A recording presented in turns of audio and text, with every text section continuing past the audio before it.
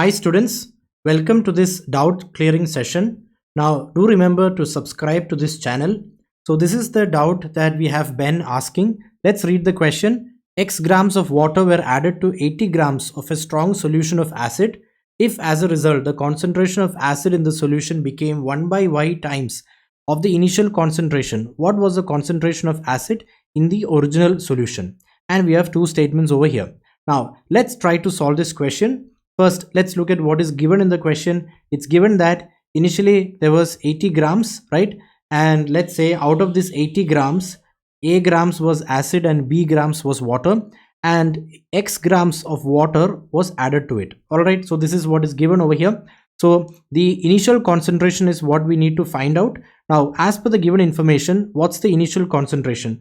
The initial concentration will be the amount of acid divided by the total amount, right? So that would be A grams divided by 80 grams, because initially there was 80 grams over here, and out of this 80 grams we have assumed that A grams was acid and B grams is water. So this is the initial concentration of acid, right? For example, if the initial concentration of acid was 8 grams, then the initial concentration would be 8 by 80, which is equal to 10%. All right, now let's look at what was the new concentration. So X grams of water was added to it. So the total grams available now is X plus 80, out of which A grams is still acid, right? So the new concentration is equal to A divided by 80 plus X. And in the question, it's given that because of this process, the concentration became 1 by Y times the initial concentration. That means the new concentration is equal to 1 by Y into the initial concentration. Or we can say A by 80 plus X is equal to 1 by Y into A by 80. Alright, now we need to find out A by 80, which is the initial concentration. That's the question, right? It's mentioned over here. What was the concentration of acid in the original solution? Now let's look at statement 1 alone.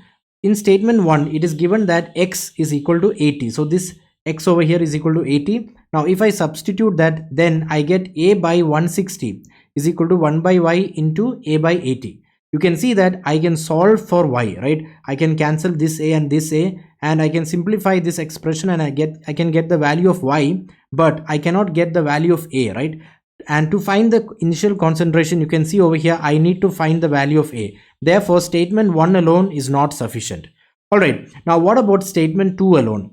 It's given that Y is equal to 2 if we take only statement 2, and from this equation over here I can write A by 80 plus X is equal to 1 by 2 into A by 80, right? So again over here you can see I can cancel out A, and I just have one equation and one variable. So yes, I can solve and find the value of X, but still I cannot find the value of A, right? So there's no point. Again, remember, in DS questions you just need to know whether you can solve it. You don't need to actually go ahead and do the calculation.